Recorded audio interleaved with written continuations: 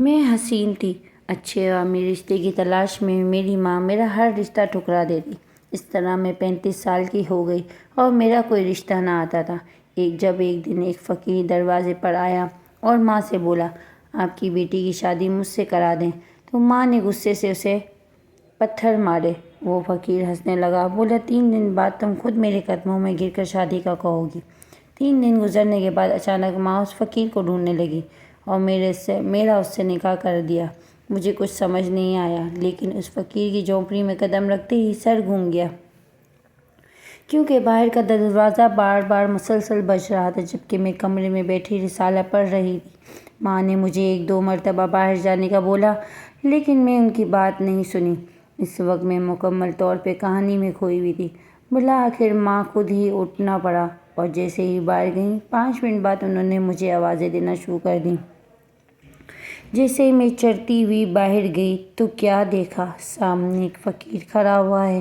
کرن، جاؤ 1 گلاس پانی لے آؤ۔ مجھے لگا شاید ماں نے وہ پانی فقیر کو پلانا ہے۔ گرمی بھی تو شاید بڑھ رہی تھی۔ میں فٹافٹ پانی لے کر باہر آئی تو فقیر نے میرے ہاتھ سے 1 گلاس لے لیا۔ یہ جانے لگی تو اماں نے مجھے جانے سے منع کر دیا اور کہا، 2 منٹ یہاں رک جاؤ۔ کیا بات ہے اماں، مجھے کہانی پڑھنی ہے اپنی، میں نے منہ بنا کر کہا تو اماں نے مجھے سخت نگاہوں سے گھورا۔ لیکن کوئی بات نہیں، فقیر نے کچھ پڑھ کر اس پانی پر دم کیا۔ تبھی اس کے تھیلے میں سے سامان اچانک نیچے گر پڑا اور اماں فوراً وہ سامان اٹھانے کے لیے جھکی۔ جب اوپر اٹھی تو فقیر نے وہ پانی کا بھرا ہوا گلاس میرے آگے کرتے ہوئے کہا، یہ لو لڑکی، وہ پورا پانی پی جاؤ، 1 گھونٹ بھی مت بچانا۔ میں نے حیرانی سے اماں کو دیکھا تو انہوں نے بھی مجھے پانی پینے کا اشارہ کیا، جبکہ میرا دل نہیں مان رہا تھا۔ وہ فقیر دیکھنے میں اتنا ہی غلیظ لگ رہا تھا اور مجھے اس سے بہت زیادہ کڑواہٹ بھی محسوس ہو رہی تھی۔ تبھی میرا دل نہیں مان رہا تھا کہ وہ پانی پی لوں جس پر اس فقیر نے ابھی میرے سامنے پھونک ماری تھی۔ میں نے منع کر دیا تو اماں نے سختی سے کہا، کرن، خاموشی سے پانی پیو، بابا جی نے تمہارے لیے دعا کی ہے، بس اب دیکھنا تمہاری شادی بہت جلد ہو جائے گی۔ نہ چاہتے ہوئے بھی مجھے وہ پانی پینا پڑا۔ مجھے اب کوئی امید نہیں رہی، میری شادی ہو سکتی تھی، لیکن پھر مجبوری کا نام زندگی سو اسی کے مطابق میں نے وہ پانی پی لیا۔ وہ فقیر نرمی سے بولا، بہن، 3 دنوں بعد دوبارہ آؤں گا اور میں اس بچی کے لیے کوئی استخارہ بھی کروں گا۔ اماں نے تو اس فقیر کے آگے بچھ رہی تھی، لیکن مجھے وہ دیکھنے میں کوئی ڈھونگی لگ رہا تھا۔ وہ چلا گیا، ہم بھی دروازہ بند کر کے اندر آ گئے۔ گھر کے اندر آ کر اماں سے لڑنے لگی کہ آپ نے مجھے وہ پانی کیوں پلایا؟ دیکھ نہیں رہی تھی اس انسان کا حلیہ کتنا گندا تھا؟ بدبودار بھپکے اڑ رہے تھے، لیکن آپ نے مجبوراً مجھے وہ پانی پینے کے لیے کہا۔ اس بات پر اماں گہرا سانس بھر کے بولی، بچے، اب تمہاری شادی بھی تو کرنی ہے۔ میں نے پہلے ہی بڑی غلطی کر دی تھی، ہر رشتے کو ہی ٹکراتی چلی گئی تھی۔ جب عقل آئی تو تمہارا کوئی بھی رشتہ نہیں آ رہا۔ جس سے بھی یہ بات کرو وہ یہی کہتا ہے، لڑکی کی عمر بہت زیادہ ہے، ہمیں کم عمر لڑکی چاہیے، بے شک وہ خوبصورت نہ ہو۔ کرن، میں نے تمہاری زندگی برباد کر دی صرف یہی سوچ کر کہ میری بچی اتنی خوبصورت ہے تو اسے بھی کوئی چاند جیسا لڑکا ہی ملنا چاہیے۔ یہ کہہ کر اماں رونے لگی۔ 2 دن بعد وہ دن میں کئی مرتبہ اس بات کا پچھتاوا کرتی رہتی، مگر اب مجھے ان باتوں سے بالکل بھی فرق نہیں پڑتا تھا، کیونکہ مجھے یقین تھا وہی ہوتا ہے جو ہماری قسمت میں لکھا جا چکا ہوتا ہے۔ یا تو میری قسمت میں شادی بہت دیر سے ہے یا پھر ہے ہی نہیں۔ میں ان باتوں پر پریشان نہیں ہوتی۔ میں نے مزید اماں کو کوئی بات نہیں کی اور وہ واپس سے اپنا رسالہ پکڑ کے کہانی پڑھنے لگی۔ اب یہی میری کل کائنات تھی، ان کتابوں میں ہی میں اپنا فرار ڈھونڈتی ہوں۔ اگلے دن میرے پیٹ میں ہلکا ہلکا درد شروع ہونے لگ گیا۔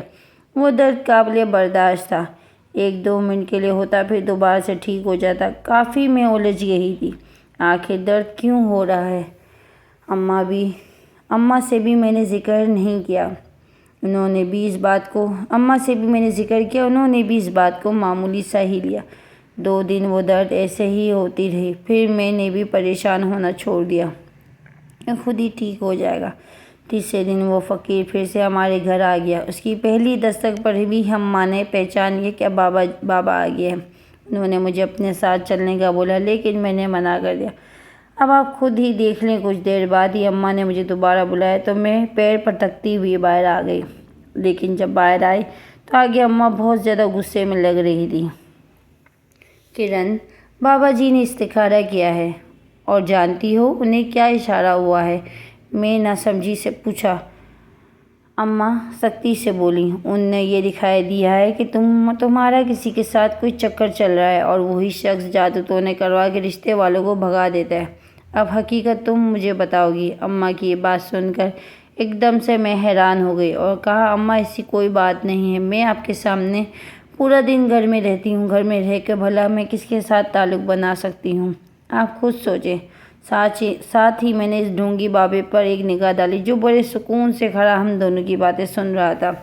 اماں میری بات سن کر کافی اشتعال میں آ گئی اور سختی سے بولی، کرن، مجھے پہلے دن سے ہی شک تھا کہ تم نے ضرور کوئی نہ کوئی چاند چڑھایا ہوگا۔ اب سیدھی طرح سے بتا دو یا لڑکے کو کہو وہ تمہارا رشتہ لے کر آئے۔ مزید میں تمہیں گھر میں بٹھا کر لوگوں کی باتیں نہیں سن سکتی۔ اماں کی بات پہ میرا دماغ ایک دم سے گھوم گیا اور میں سختی سے بولی، ایک انجان آدمی کے پیچھے لگ کر آپ اپنی بیٹی پر شک کر رہی ہیں تو کرتی رہیں۔ جب میں نے کہہ دیا میرا کسی کے ساتھ بھی کوئی تعلق نہیں تو آپ کو یہ بات سمجھ جانی چاہیے۔ یہ کہہ کر میں گھر میں واپس آ گئی۔ مجھے بہت زیادہ غصہ آ رہا تھا۔ میرا بس نہیں چل رہا تھا کہ اس بابے کا میں گلا دبا دوں جس نے میرے خلاف میری ماں کو کھڑے کر دیا تھا۔ اندر آ کر میں کمرے میں لیٹ گئی۔ ساتھ ہی میرے پیٹ کی درد بھی پہلے سے کافی زیادہ بڑھ چکی تھی، لیکن میں ڈھیٹ بن کر چارپائی پہ لیٹی رہی۔ میں اماں کو یہ سب کچھ بتاؤں کیا؟ ابھی میں ان سے اپنی خفگی کا کھل کر اظہار کرنا چاہتی تھی۔ تقریباً 1 گھنٹہ گزر گیا لیکن درد بڑھتی ہی جا رہا تھا۔ بالآخر جب میری برداشت سے باہر ہونے لگا تو میں نے اٹھ کر نیند کی گولی کھا لی، کیونکہ ابھی بھی میں نہیں چاہتی تھی کہ اماں مجھ سے کوئی بات کرے۔ ایک مرتبہ انہیں اپنے کیے گئے جملے کا احساس ہو جائے، اس کے بعد ہی میں کچھ کروں گی۔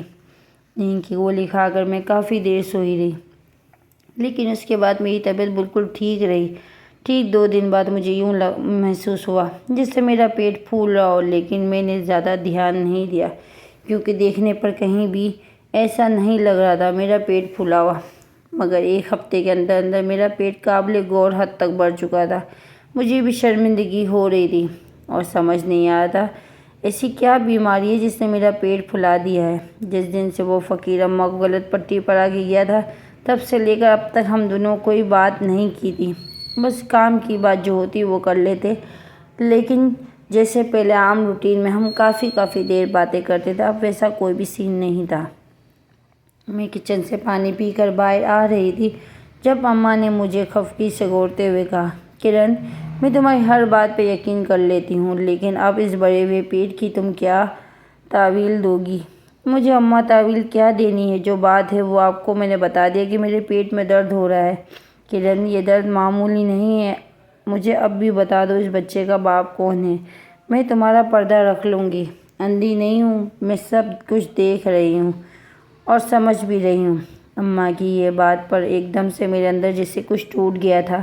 مجھے یقین ہی نہیں آ رہا تھا کہ میری ماں مجھے یہ سب باتیں کر سکتی ہے۔ آخر ان کی زبان کیوں نہ لڑکھڑائے جملہ مجھے کہتے ہوئے، یہ بچہ کس کا ہے؟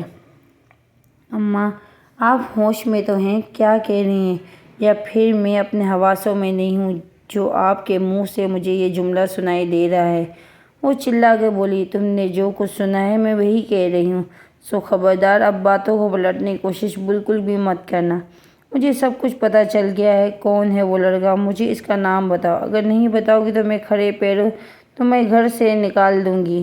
مجھے تم سے زیادہ اپنی عزت پیاری ہے۔ اماں کی بات سن کے مجھے کچھ بولا ہی نہیں جا رہا تھا۔ میں بار بار بولنے کے لیے منہ کھولتی لیکن الفاظ ہی نہیں مل رہے تھے۔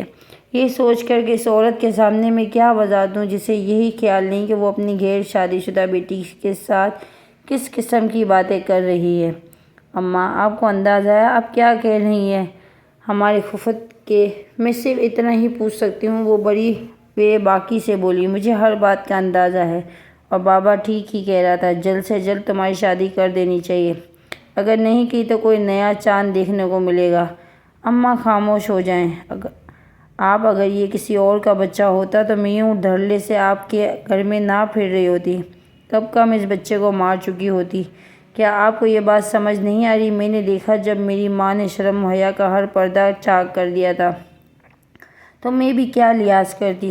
میں نے بھی کھل کر ہر بات کرنا شروع کر دی، کیونکہ بار بار آرام سے سمجھانے کے باوجود انہیں کچھ بھی سمجھ تو آ نہیں رہا تھا۔ بہتر تھا جو کہتی ڈنکے کی نوک پر کہتی۔ میں نے بھی تمہیں پورا موقع دیا مگر تم نے اپنی زبان نہیں کھولی، تو اب جہاں میرا دل چاہے گا میں وہیں تمہاری شادی کروں گی، اور خبردار تم نے انکار کرنے کی کوشش کی۔ تم سن رہی ہو؟ نئی بات یہ کہہ دوں کہ وہ کمرے میں چلی گئی جب میرا دماغ سائیں سائیں کر رہا تھا۔ یا اللہ، ایسی کون سی غلطی ہو گئی ہے مجھ سے جو یہ سب مجھے دیکھنا پڑ رہا ہے، بجائے اس بات کے کہ مجھے ڈاکٹر کے پاس لے کر جائے۔ اماں عجیب و غریب باتیں کر رہی ہے۔ اچھا ہے چلی جاؤ اس گھر سے، چاہے جہاں پر بھی میرا بیاہ کر دے، کم سے کم یہ بلا وجہ کے الزامات تو برداشت نہیں کرنے پڑیں گے۔ میں ابھی اس وقت بہت زیادہ قنوطی ہو رہی تھی اور اپنے کمرے میں جا کر سو گئی۔ شام کو میری آنکھ کھلی تو دیکھا باہر صحن میں وہیں فقیر بیٹھا ہوا تھا۔ اماں اس کے ساتھ سرگوشی کے انداز میں باتیں کر رہی تھی۔ یہ دیکھ کر میرا خون ایک دم سے کھل گیا۔ میں نے کمرے میں پڑا ہوا ڈنڈا اٹھا لیا اور تیزی سے باہر آ کے فقیر کے سامنے کھڑے ہوتے کہا، اگر تمہیں اپنی جان پیاری ہے تو ابھی اسی گھر سے باہر چلے جاؤ، ورنہ میں یہ ڈنڈا مار کر تمہارا سر پھاڑ دوں گی۔ جتنی آگ تم نے ہمارے گھر میں لگانی تھی وہ لگا چکے ہو، اب دفع ہو جاؤ یہاں سے، کچھ بھی نہیں رکھا۔ اس فقیر وہاں سے نکلنے کی کوشش کر ہی رہی تھی کہ ماما اچانک سے اٹھی اور میرے چہرے پہ ایک زوردار تھپڑ جھڑ دیا۔ بی بی، اس بچی کی بیاہ کے لیے ہی پریشان ہو رہی ہو نا؟ تو میرے ساتھ کرو اس کا بیاہ، دیکھنا سیدھی ہو جائے گی بالکل۔ اور ویسے بھی اب تمہاری بچی کے ساتھ بیاہ رچائے گا ہی کون؟ جتنی یہ بد زبان ہے اس نے اپنی قسمت خود ہی تالا لگا لیے ہیں۔ اوپر سے یہ بچہ ساتھ۔ فقیر نے میرے پیٹ کی جانب اشارہ کیا۔ میرا بس نہیں چل رہا تھا کہ میں وہ ڈنڈا اٹھا کے اس کے سر میں واقعی دے ماروں۔ وہ تو جو کہہ رہا تھا وہ کہہ رہا تھا، لیکن مجھے اصل حیرت سے اپنی ماں کی جاہلیت پہ ہو رہی تھی، جو بڑے سکون سے بیٹھی اس فقیر کی باتیں سن رہی تھی۔ اماں نے اسی وقت اپنے فون پر سے کسی کا نمبر ملایا اور اٹھ کر صحن کے دوسرے کونے میں جا کر بات کرنے لگی۔ پیچھے میں اس فقیر کو ابھی وہیں سے چلے جانے کا بول رہی تھی جبکہ وہ بڑی ڈٹائی سے بیٹھا میری باتیں سن رہا تھا۔ کچھ ہی دیر بعد 2 گواہ اور ایک مولوی وہاں پر موجود تھا اور میرا نکاح اس فقیر کے ساتھ کروایا جا رہا تھا۔ میں نے اماں کو منع کرنا چاہا، انہوں نے اپنی قسمت دے دی اور کہا، تمہارا یہ گناہ میں اس گھر میں نہیں پال سکتی۔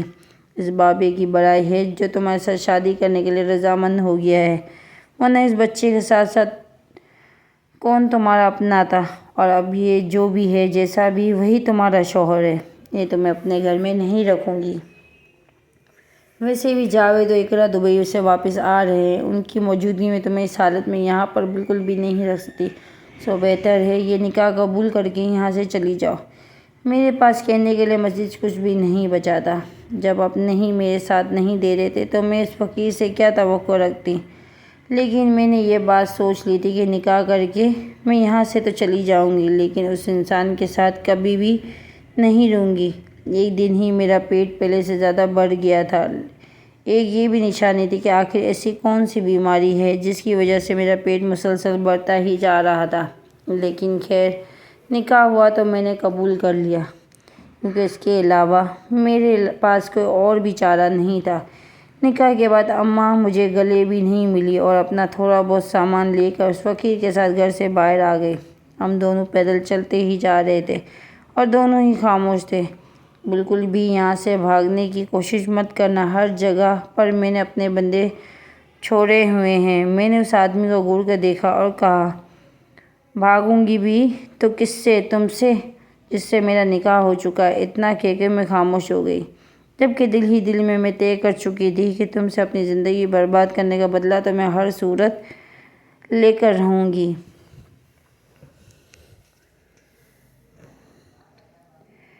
اس کے لیے بھلے ابھی سے مجھے خاموش بھی کیوں نہ رہنا پڑے۔ تو میں رہوں گی۔ ہم خاموشی سے چلتے جا رہے تھے۔ کافی دیر چلنے کے بعد وہ آدمی مجھے ایک ویگن پر لے کر بٹھا گیا۔ میں نے بھی کوئی بات نہیں کی۔ تقریباً 10 منٹ بعد ہم ایک کچی سی بستی کے باہر موجود تھے جو شہر سے باہر تھی۔ وہاں پر شہری لوگ بہت ہی کم آتے جاتے تھے کیونکہ وہاں بسنے والے لوگ انتہائی جاہل اور ان پڑھ تھے۔ کسی کو بھی وہاں کا کوئی شعور نہیں تھا۔ لوگوں کے ٹوٹے پھوٹے سے گھر تھے۔ بچے باہر گلیوں میں بالکل ننگے بھاگ رہے تھے۔ اس علاقے میں داخل ہوتے ہی مجھے الٹی آنے لگی کہ یہاں پر میں کیسے رہوں گی۔ بالآخر چلتے چلاتے ہم ایک پکے مکان کے سامنے پہنچ گئے۔ وہ آدمی مجھے اپنے ساتھ اندر لے آیا۔ مجھے تو اس سے ڈر لگ رہا تھا لیکن اب ڈرنے کا کوئی فائدہ نہیں تھا۔ اس گھر میں پہلے سے ہی 3-4 خواتین موجود تھیں جن کے حلیے بہت زیادہ ہی ابتر تھے۔ مجھے دیکھ کر وہ جلدی سے فقیر کو پوچھنے لگی، بابا جی یہ کون ہے؟ فقیر نے مسکراتے ہوئے جواب دیا، آپ لوگوں کی بھابھی ہے، اس کی خدمت میں کوئی کمی نہیں آنی چاہیے۔ وہ سبھی خواتین ایک دم سے خوش ہو گئیں، میرا ہاتھ چومنا شروع ہو گئیں، جبکہ میں ان سے کراہٹ کھا کر پیچھے ہو رہی تھی، مگر انہیں اس بات کی بالکل بھی پرواہ نہیں تھی۔ بلکہ جتنا میں ان سے دور ہو رہی تھی وہ اتنا ہی میرے اوپر چڑھنے کی کوشش کر رہی تھی، جیسے میں کوئی بہت ہی زیادہ مقدس ہستی ہوں جس کے ہاتھ نہ چومنے سے وہ محروم رہ گئیں۔ نہ جانے ان کا کیا نقصان ہو جائے گا۔ پہلے تو میرا دل چاہا کہ ان سب کو جھٹک کے خود سے پیچھے کر دوں، لیکن پھر کچھ سوچ کر میں خاموش ہو گئی، کیونکہ کل کو جا کر وہی خواتین میرے لیے لڑ سکتی تھیں۔ اگر آج نہیں میں خود سے بس ظن کر لیتی تو میں اپنے دونوں ہاتھ ہی کٹوا بیٹھتی۔ میں نے اپنے محسوسات پہ ایک دم سے قابو رکھا۔ جاؤ بیوی، اپنے کمرے میں جاؤ، خبردار تنگ مت کرنا، تھکی ہوئی ہو۔ مجھے اپنے ساتھ کمرے میں لے گئی۔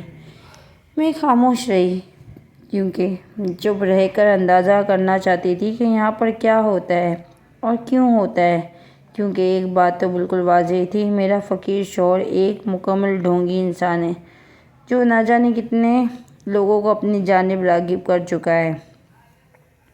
کمرے میں پہنچی تو وہ کمرہ باقی گھر کی بدولت نسبتاً صاف ستھرا تھا۔ ایک جانب چارپائی بچھی ہوئی تھی اور ایک طرف پانی کا گھڑا اور ایک کرسی پڑی ہوئی تھی۔ میں نے کمرے میں جاتے ہی ان خواتین سے کہہ دیا کہ ابھی میں کچھ دیر آرام کرنا چاہتی ہوں، اس کے بعد آپ لوگوں سے بات کروں گی۔ انہیں اس بات پر کوئی اعتراض نہیں تھا۔ مجھے کمرے میں چھوڑ کر وہ چلی گئی۔ میں نے چارپائی پہ بیٹھ کے ایک گہرا سانس لیا اور بے اختیار آنکھوں میں عمدانے والے آنسو کو رگڑ کے صاف کر دیا۔ پھر گھڑے میں پانی دیکھا تو وہ بالکل صاف ستھرا تھا۔ اسی پانی سے اپنا منہ ہاتھ دھو کر میں چارپائی پہ لیٹ گئی۔ عام طور پر میں بہت زیادہ صفائی پسند تھی، ہر 2-3 دن بعد چارپائیوں کی چادر تبدیل کرتی رہتی، لیکن اب مجھے کسی بات سے بھی کوئی فرق نہیں پڑ رہا تھا، کیونکہ وقت صفائی سے زیادہ اہمیت میری اپنی ذات کی تھی جو کہ بالکل ریزہ ریزہ ہو چکی تھی۔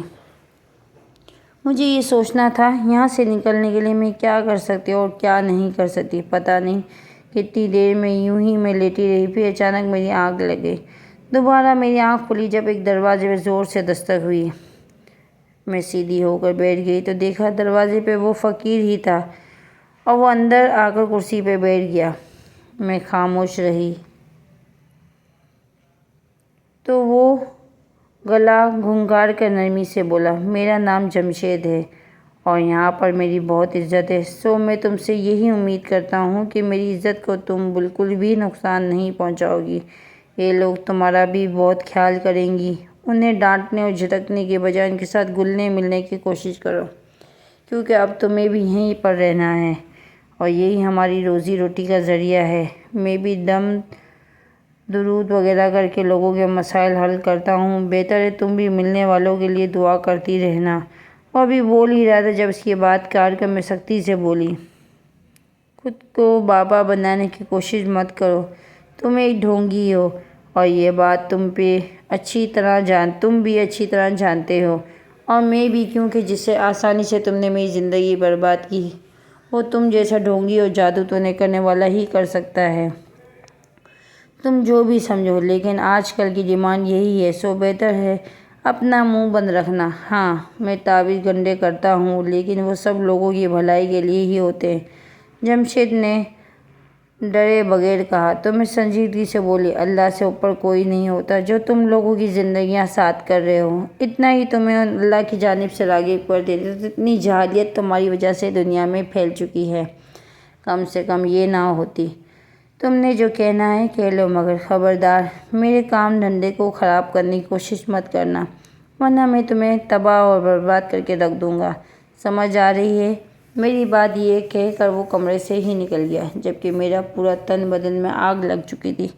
وہ کیسے ہے وہ انسان ان لوگوں کو بہکا سکتا ہے؟ جو مجھے بھی یہ بات سمجھ نہیں آ رہی تھی۔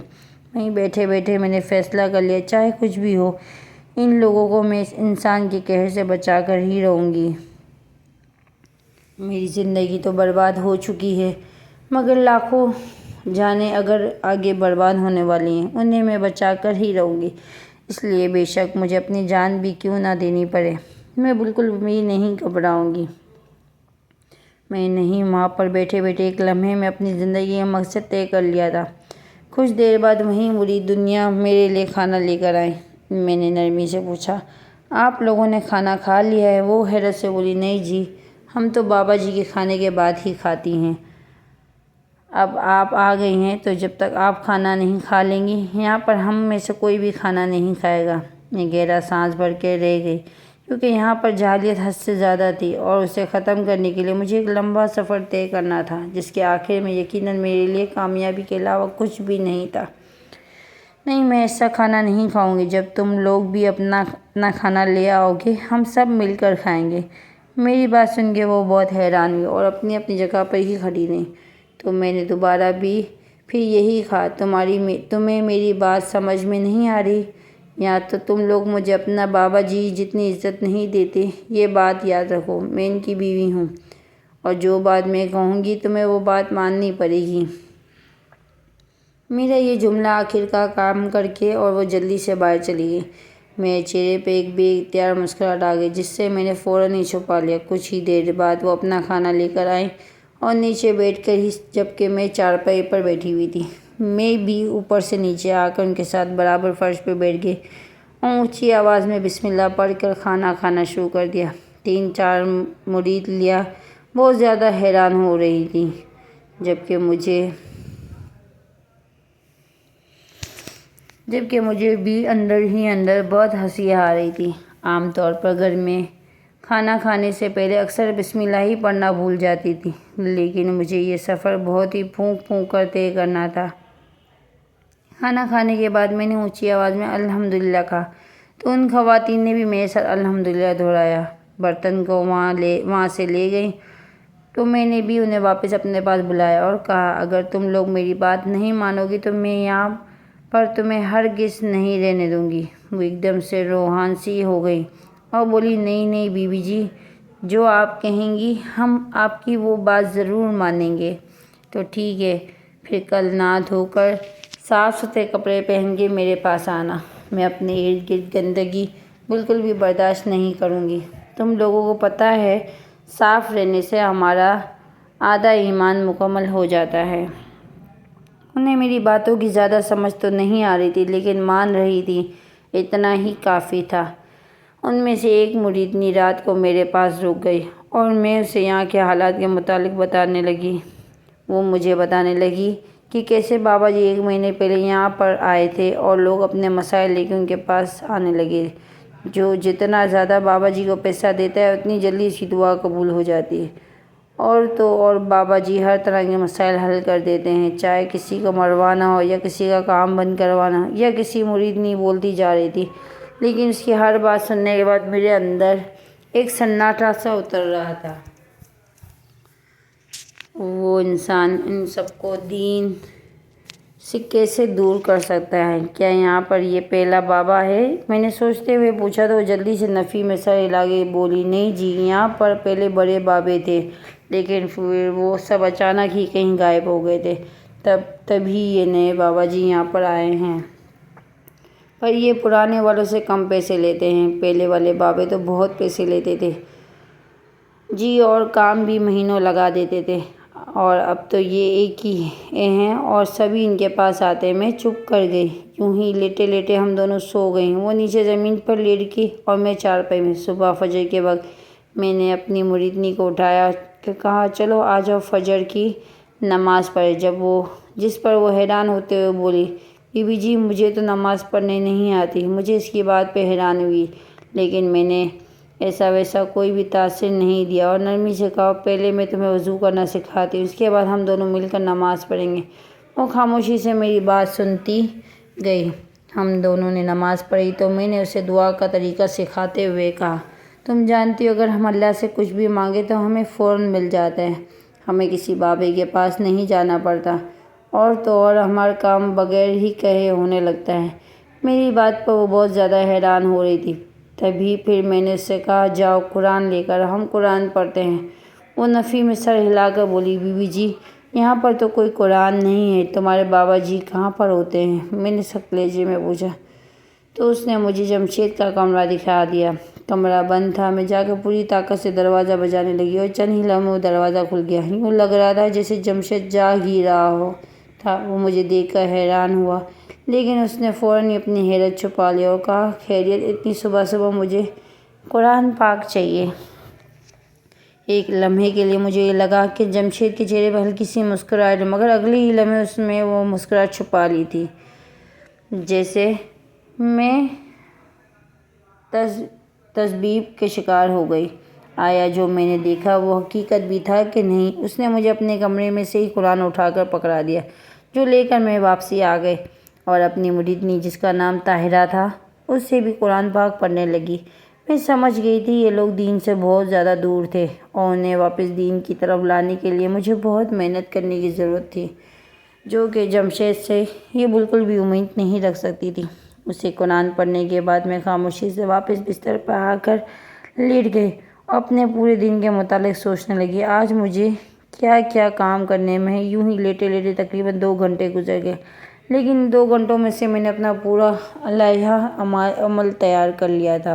جبکہ باقی کی مریدیاں آئیں تو میں نے انہیں ناشتے کے بعد نورانی قاعدے دے کر بٹھا لیا اور انہیں قرآن پڑھنے لگی۔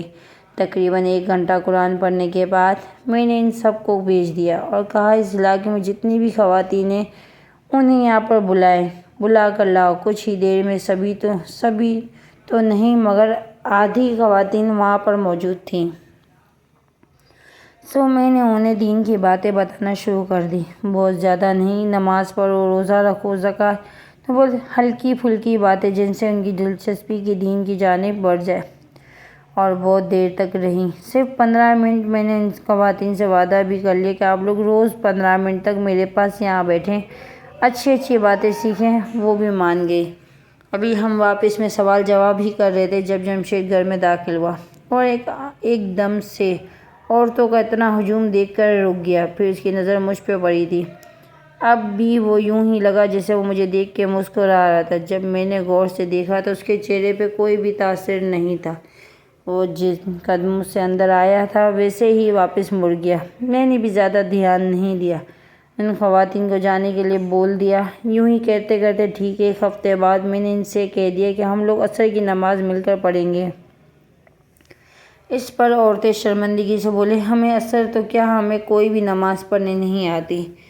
جس پر میں نے مسکرا کر کہا یہ بھی کوئی بڑا مسئلہ نہیں، آپ لوگ آ جانا، ہم لوگ یہاں مل کر پڑھیں گے۔ اس بات پر وہ خوشی خوشی مان گئی۔ جب سے میں یہاں پر آئی تھی 1 مرتبہ بھی جمشید میرے قریب نہیں آیا تھا، اس نے کوئی ایسی ویسی حرکت کرنے کی کوشش نہیں کی تھی۔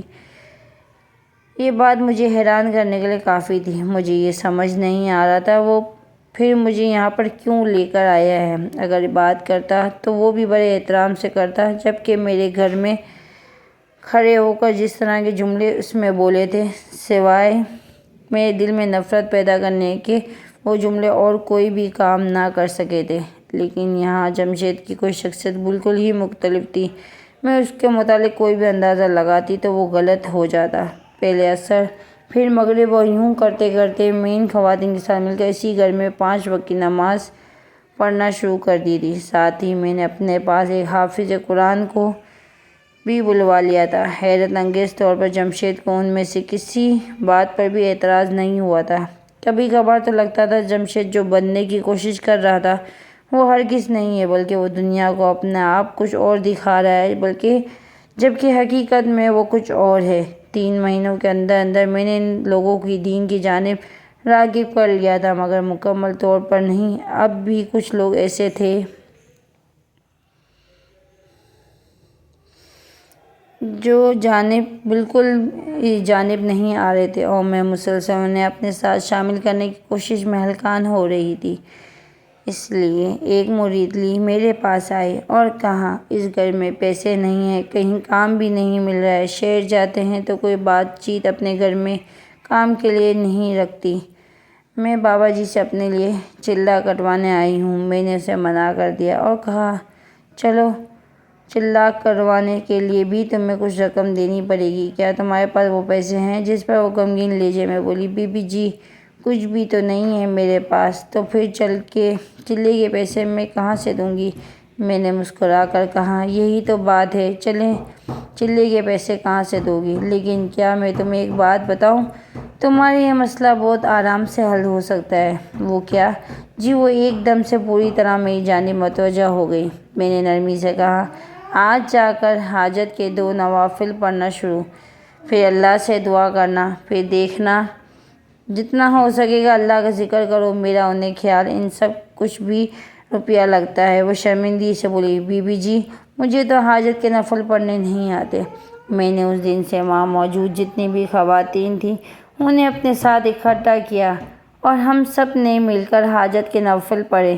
ٹھیک 1 ہفتے کے اندر بہت سی خواتین نے آ کر مجھے بتایا کہ ان کے مسائل حل ہو چکے ہیں۔ میں مسکرا کے انہیں یہی بات کہتی کہ چلے تعویذ زندگی کے پیچھے اپنے آپ کو ضائع مت کریں، جب بھی کوئی مشکل ہو آرام سے وضو کریں اور حاجت کے نوافل پڑھیں، پھر دیکھیے گا آپ کی مشکلات دنوں میں ہی کتنی آسانی سے حل ہوتی ہے، اور اس کے لیے آپ کو نہ کہیں جانا پڑے گا نہ ہی کوئی روپیہ لگانا پڑے گا۔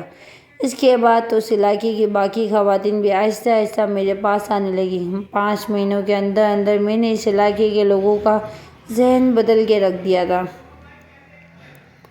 وہ خواتین جو اتنی عمروں کے باوجود قرآن نہیں پڑھی ہوئی تھی، ان سب کو شام کے وقت میرے گھر میں اکٹھا ہوتی تھی اور ہم سب مل کے قرآن پڑھتی، تو پھر کسی ایک آیت کی تفسیر شروع کر دیتی۔ خدا گواہ ہے کبھی بھی اتنی نیک نہیں تھی، لیکن جب سے میں اس بستی میں گئی ہوں اور جمشید سے بدلے لینے کی آگ میں میرے اندر بھڑک رہی تھی، تو میں نے یہ سب کچھ شروع کیا تھا۔ لیکن گزرتے وقت کے ساتھ بدلے کی آگ تو ٹھنڈی پڑ گئی، ساتھ ہی ساتھ میرے اندر بھی بہت سارا سکون اترنے لگا۔ میں نے ان 5 مہینوں میں ایک مرتبہ بھی مڑ کر اپنی ماں کی جانب نہیں دیکھا تھا۔ اس دن جمشید میرے کمرے میں آیا، ورنہ ان 5 مہینوں میں وہ کبھی بھی یوں اطمینان سے نہ میرے پاس بیٹھا تھا نہ اس نے کوئی بات کی تھی، اور جو بھی کرتی وہ مجھے بھی نہیں روکتا تھا۔ اور اس بات پر مجھے حیرت بھی تھی کہ میں اس کا کام دھندا بند کروا رہی ہوں مگر اسے کوئی فرق ہی نہیں پڑ رہا۔ وہ اتنا پرسکون کیسے ہو سکتا ہے؟ وہ میرے کمرے میں آ کر بیٹھ گیا تو میں نے اپنا دوپٹہ ٹھیک کرتے ہوئے کہا، کیونکہ ایسا لگ رہا ہے تمہیں مجھے اپنی بیوی بنا کر سچ بتاؤں یا جھوٹ بولوں؟ تم سے جھوٹ ہی بول سکتا ہوں، کیونکہ تمہاری فطرت میں ہی وہ ہے جو تم وہی بتا دو۔ میں نے پچھلی باتوں کا حوالہ دیتے ہوئے طنزیہ انداز میں کہا تو ایک دم سے کھلکھلا کے قرض پڑا اور سچ بولا، سچ میں بہت برا لگ رہا ہے، مجھے بہت برا لگ رہا ہے، میرا بس نہیں چل رہا، میں تمہارے گھر پہ واپس چھوڑ رہا ہوں۔ سب لوگوں کو تو میں نے صفائی کا کہہ دیا، میں نے ان سے ڈنکے کی نوک پر صفائی کے متعلق سوال بھی کر دی۔ مجھے لگتا سب لوگوں کا دین کا علم ہو جائے گا، سوائے تمہارے سے۔ تمہارا کیا دل نہیں کرتا کہ تم صاف ستھرے رہو؟ لیکن مجبوری ہے، کاروبار بھی تو یوں ہی چلتا ہے، نہ کوئی بھی پاک صاف یا بے پاک کو پسند نہیں کرتا۔ انہیں میلے کچیلے بے ہی اچھے لگتے ہیں، بابے اچھے لگتے ہیں۔